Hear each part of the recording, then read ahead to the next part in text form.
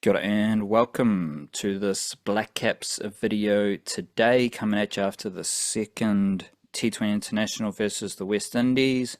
We have Ford Trophy being played on Saturday and two more T20s for the Blackcaps against the West Indies in Nelson Sunday, then Monday. So stay tuned for more cricketing videos over the next few days. Blackcaps won the second game, lost the first game. Both of them were played at Eden Park, and I was surprised to see that the Blackcaps have a losing record in T20 internationals at Eden Park, 11 and 16. So you would assume that the Blackcaps have an advantage because they know the dimensions, the quirky nature of Eden Park, but they don't, because they've lost more games than they've won at Eden Park. In T20 internationals specifically, this year the Blackcaps are 10 and 6 in T20 internationals. I think they were really good against Pakistan earlier in the year, really good in the Tri-Series, less good against England and Australia a few weeks ago, and now they've started the series against West Indies with a win and a draw. Generally, I think the Blackcaps are an awesome ODI team, a solid Test team, and their weakest format right now is T20 internationals, but that's all right because we've got some funky stuff happening, like Mitchell Santner being the coolest six-hitter in the world. And Mitchell Santner right now, well, not right now, but Mitchell Santner has had a bunch of these really awesome innings recently. 36 runs at a strike rate of 240, 27 runs at a strike rate of 108, 34 runs at a strike rate of 200, 27 runs at a strike rate of 93, 55 runs strike rate of 196, and then 18 not out, strike rate of 225. But he also just looks really cool when he's hitting his sixes. And if we go to Blackcaps T20 International cricket this year, Santner has 133 runs, average of 66.5, strike rate of 190. The only dudes with a higher strike rate than Santner right now, well, there's only one for the Blackcaps in 2025. Finn, strike rate of 211.7, and of course he's not in this Blackcaps team right now. Anyone who follows T20 international cricket closely, or T20 cricket in general, knows that strike rates are really, really important. And of course we had Mark Chapman back in form. He hit 78 runs at a strike rate of 278.5. And the funky thing here, like, Chapman hasn't been in great form over the last maybe 2 years. He's still only averaging 20, which is the lowest average of the 5 Blackcaps batters who have over 200 runs this year.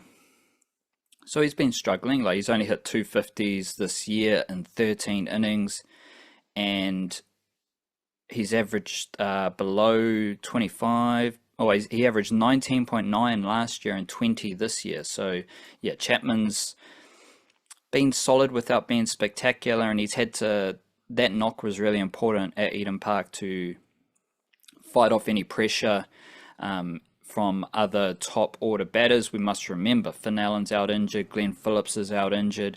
They will be very hungry to get back into this team once they are fit and healthy. But the strike rates are very useful in telling a bit of a story here, because Chapman and Devon Conway, to me, they were the biggest holes in the batting lineup for the Blackcaps T20 team. But neither has scored a lot of runs. And then you get to Eden Park yesterday, the second game specifically. Devon Conway, once again, he looks like he's just struggling. He just looks exactly how you would think a struggling batter would look. Chapman, he finds a groove, he's smashing it around.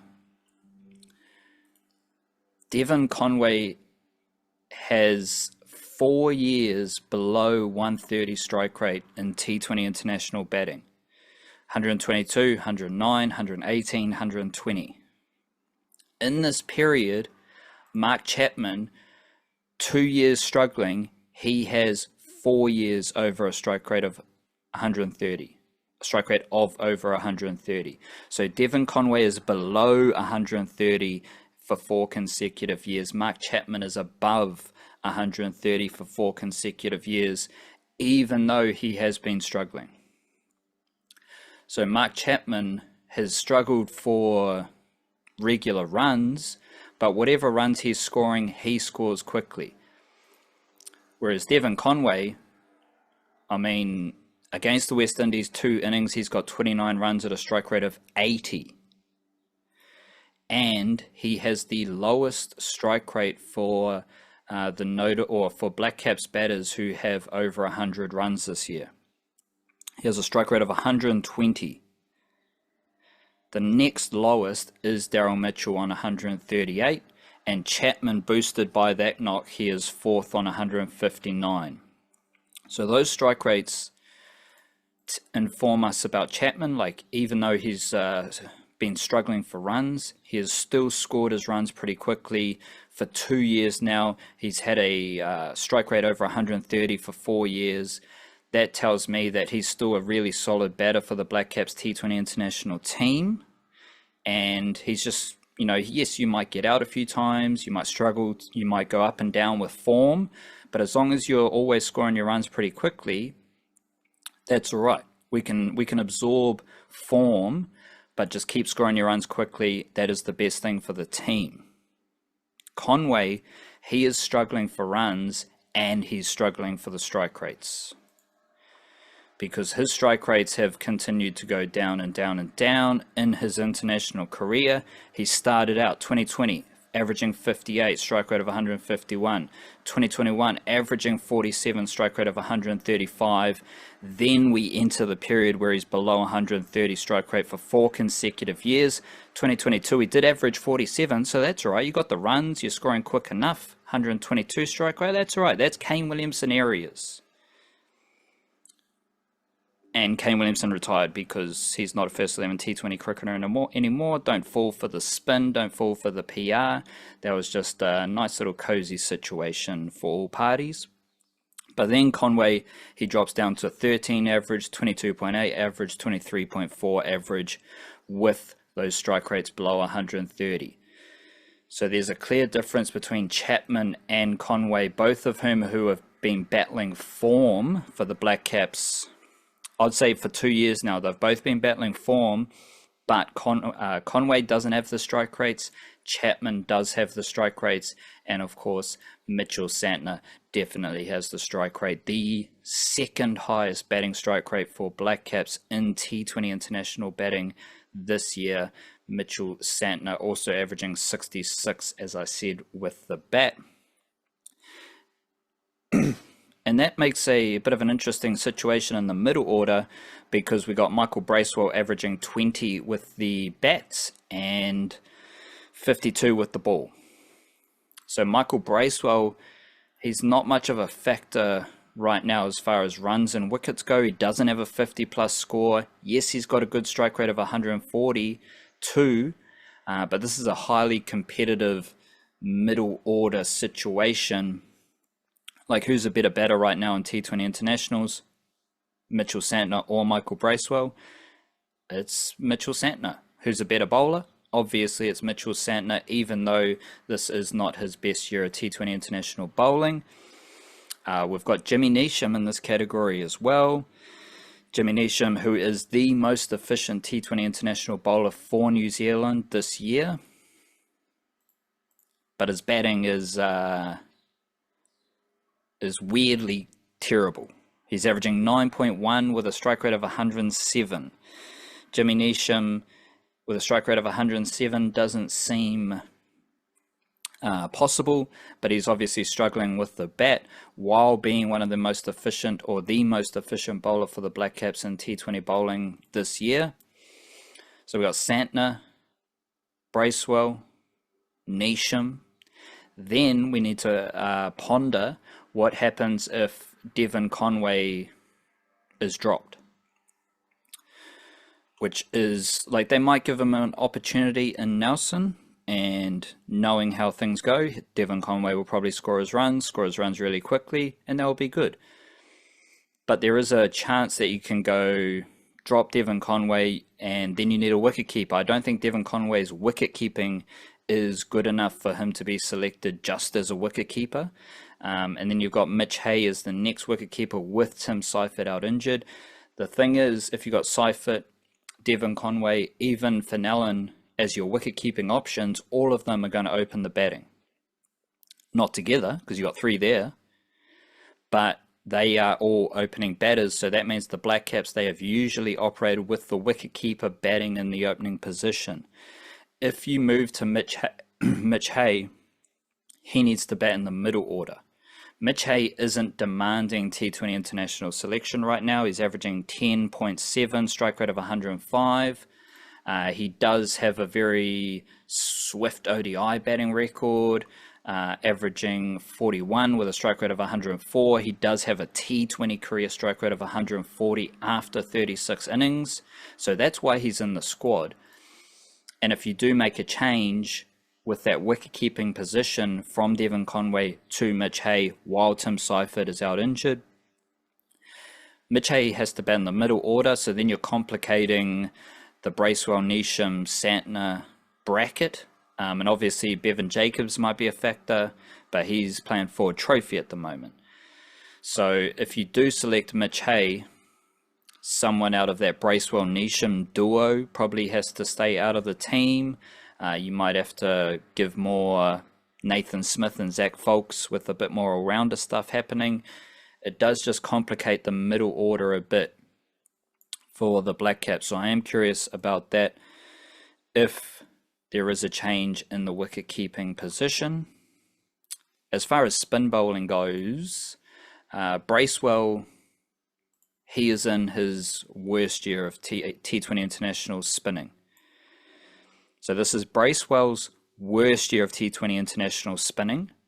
This is one of Santner's worst years of T20 international spinning. And it is one of Ish Sodhi's best years of T20 international spinning.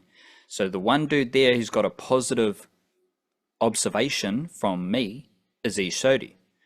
But he's the dude who's not necessarily certified first 11 every game.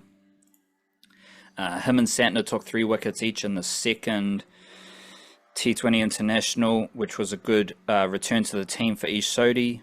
His bowling strike rate this year, 11.3, is the lowest of his career. He's got 15 wickets at an average of 15 this year, which is second for the most wickets at a lower average than his 2021 27 wickets averaging 16.9. So that's where we get the one of Ish Sodhi's best years of T20 international bowling. And the only dudes who are averaging below 20 with, well, we got at least 5 wickets this year for the Blackcaps, Jacob Duffy, Ish Sodhi, and Jimmy Neesham. That's where Jimmy Neesham, he is the most efficient T20 international bowler for the Blackcaps this year. So that's a weird kind of all-rounder balance. His bowling is the most efficient. His batting is kind of stinky. The leading wicket takers, though, for the Blackcaps this year, Jacob Duffy, 28 wickets at an average of 15.9. Ish Sodhi, 15 wickets, average of 15.2.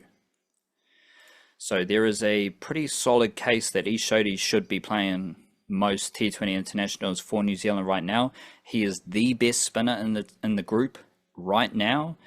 He's far better than Michael Bracewell, and he's better than Mitchell Santner, but we know the skills that Mitchell Santner offers. There's only really one bowler. Well, Neesham's only 1 wicket behind, so there's 2 other bowlers who are in the same tier of excellence as Ish Sodhi, Jacob Duffy, and Jimmy Neesham. So there is a pretty strong case that Ish Sodhi should keep being selected in the T20 team as a first 11 player. But again, going back to that middle order kind of logjam, they seem to want a bit more all-round ability in those players. But if you've got a specialist leggy who is in one of his best years of bowling, maybe keep selecting him. Then you go Jacob Duffy. This dude's crazy. This dude keeps doing legendary shit. As I said, 28 wickets, averaging 15.9. He's the only dude who's below 8 RPO on 7.3 RPO this year. For the dudes who have bowled the mostest overs and played the mostest T20 internationals for New Zealand, which Jacob Duffy has done the mostest of. He's played 17, or he's bowled in 17 games this year. Next best is Bracewell on 12.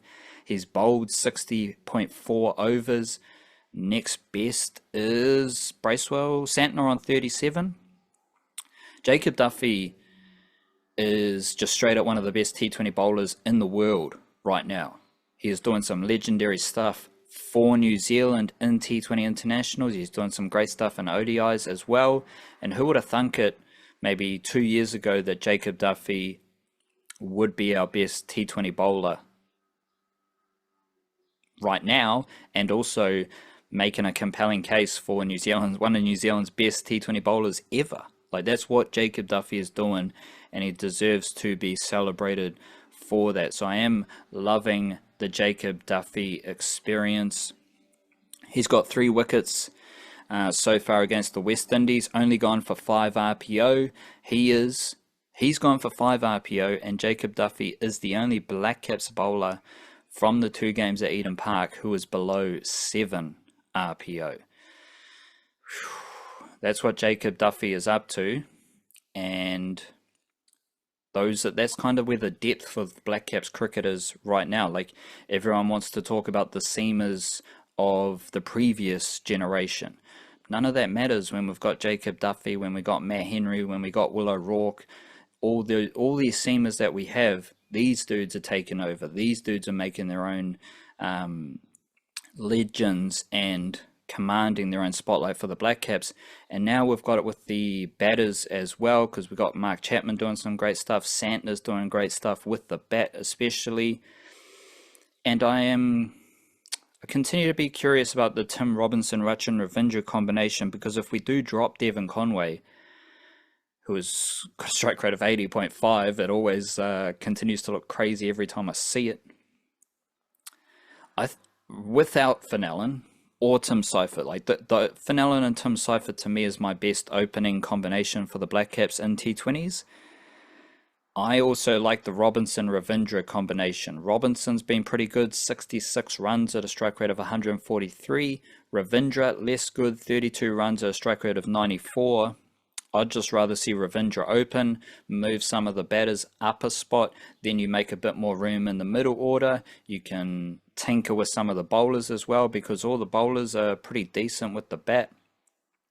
Like, Jameson can hit a few boundaries. Foulkes is a underrated batter still, but he's already shown some of that class. And maybe Jacob Duffy might hit a 6 or 2. Who knows what he's going to do? But I do think without Fenelon and Tim Seifert, I do prefer the Ravindra-Robinson opening combination. Shuffle some of the batters up the order, make some space in the middle order, because you need that Mitch Hay selection in the wicket-keeping position. I think that's the best solution. But if there's one thing we do know about Blackcaps selections, for the players who are pretty established, they will be given a long opportunity, a long line of faith to find some runs. Like, Chapman kept playing through his form dip. Conway will probably be given a few more games, I believe. I think Bracewell will get a few more games. The Blackcaps selection policy is for the more established players. You need to do some super duper horrible stuff to get out of the team, and it's a high bar for players to get into the team, which is a great place for Aotearoa cricket to be. And if you're in Aotearoa, you're in a great place yourself, because we're loving life here in this corner of the world. If you're watching around the world, Aotearoa is the best country, but you should definitely not come here. It sucks here. Don't worry. Just do your own thing. Big up to you. Enjoy the cricket. Ford Trophy coming at you tomorrow. What are the games we're looking at? Wellington versus Otago at the Basin Reserve. Northern Districts for Canterbury in Hamilton, and Auckland versus CD. In Auckland, I do have one Ford Trophy nugget that we talked about in our bonus podcast, which is available on Patreon yesterday, and was part of our newsletter, which is via Substack, thenichecache.substack.com. There are 3 young players who have played all 3 Ford Trophy games so far. They haven't done anything, right? So this is not based on their runs, their wickets, their averages, strike rates, RPOs, nothing. This is solely based on the fact that these fresh youngsters have played all 3 games. Harish Kannan, lefty batter for Auckland, who moved over from Melbourne. He has played all 3 games, batting number 3. He's only averaging 8.6, but he's a 21-year-old, first season with Auckland, all 3 games so far. Xavier Bell, 19-year-old for Northern Districts, only averaging 14, but he is probably the batting phenom in domestic cricket right now. He's played all 3 games for Indy in their top order. Toby Finlay, 22-year-old seamer, very athletic, tall seamer. Dirty secret, like Aotearoa cricket has crazy depth, so you better learn about these next wave of players, because yes, we got Zach Folks, yes, we got Tim Robinson, but there's plenty more coming up behind them. Toby Finlay may be one of those dudes as far as the bowling goes. He's averaging 52 with the ball, so again, it's not based on his production, but he's one of the only youngsters, him and Curtis Heafy, Will Clark, who are getting a regular game time in a very mature, experienced CD Stags team. I like the look of Finlay, and we'll keep watching out. Kannan, Bell, I reckon they'll definitely score runs at some point, and we'll be looking at a decent wicket haul from Toby Finlay as well. Big up to you. Kia kaha. Do your best. Cowabunga.